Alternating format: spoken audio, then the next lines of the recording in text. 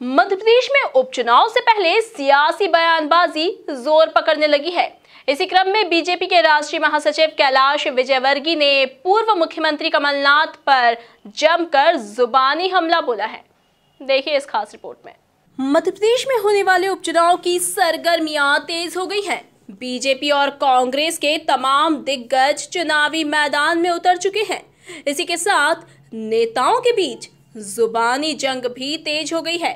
उपचुनाव में मध्य प्रदेश की सबसे हॉट सीट बनी सांवेर में पूर्व मुख्यमंत्री और प्रदेश कांग्रेस अध्यक्ष कमलनाथ की होने वाली चुनावी सभा पर तंज कसते हुए बीजेपी के राष्ट्रीय महासचिव कैलाश विजयवर्गीय ने कहा कि वे कोई अच्छे वक्ता नहीं हैं, अच्छे प्रशासक नहीं हैं, अच्छे व्यापारी जरूर है, लेकिन सांवेर ऐसी जगह नहीं जहां वे व्यापार करें।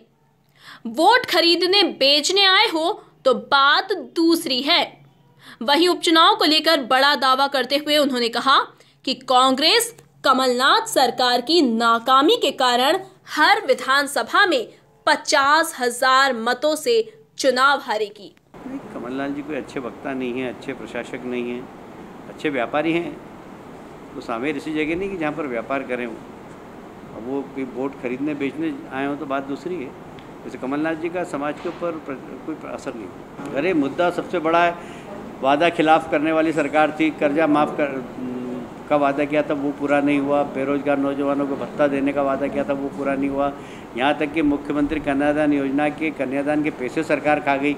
मुद्दे ही मुद्दे हैं। कमलनाथ जी ने 15 महीने में इतने सारे मुद्दे दिए हैं कि उन मुद्दों में एक एक विधानसभा में वो 50-50 हज़ार से हारेंगे। कांग्रेस को तो इसमें बोलने का अधिकार ही नहीं। उन्होंने तो इसकी राशि जमा ही नहीं की थी।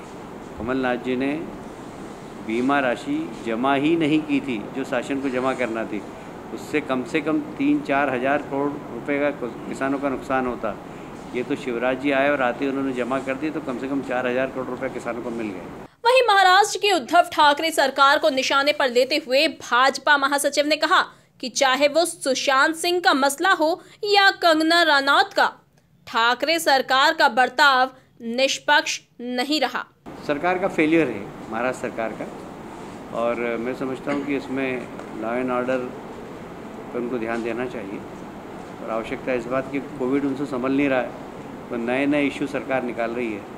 कम से कम ऐसे समय में बचना चाहिए। और चाहे सुशांत सिंह की बात हो चाहे कंगना की बात हो, महाराष्ट्र सरकार की भूमिका निष्पक्ष नहीं रही, ये दुर्भाग्य।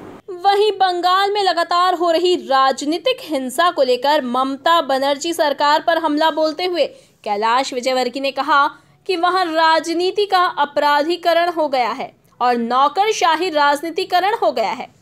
इन सब से त्रस्त वहां की जनता ने ममता सरकार की सत्ता से रवानगी का फैसला कर लिया है। वहां पर लॉ एंड ऑर्डर बिल्कुल जीरो है और राजनीतिक अपराधीकरण हो गया और नौकरशाही का भी राजनीतिकरण हो गया।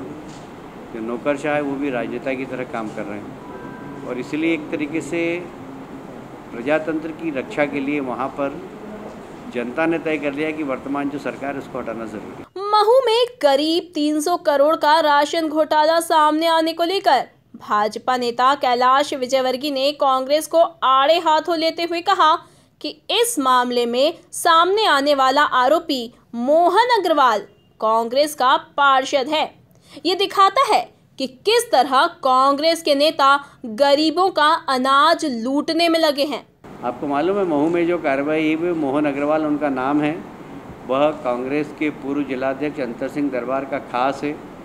लगातार वहाँ से कांग्रेस का पार्षद है, कांग्रेस का पदाधिकारी है और कांग्रेस के लोग इस प्रकार के घोटाले कर रहे हैं वो अभी उजागर हुआ है। लगभग 300 करोड़ रुपए के अनाज का उसने घोटाला किया। गरीबों तक अनाज नहीं पहुंचा। इधर प्रधानमंत्री और मुख्यमंत्री गरीबों के लिए अनाज पहुंचा रहे हैं और कांग्रेस के पार्षद कांग्रेस के लोग घोटाला कर रहे हैं। कुल मिलाकर एक तरफ जहां ग्वालियर चंबल में बीजेपी के शिवराज और सिंधिया ने कांग्रेस के खिलाफ मोर्चा खोल रखा है, वहीं दूसरी तरफ मालवा निमाड़ में प्रभाव रखने वाले कद्दावर भाजपा नेता कैलाश विजयवर्गीय ने कांग्रेस के खिलाफ यहां नया मोर्चा खोल दिया है।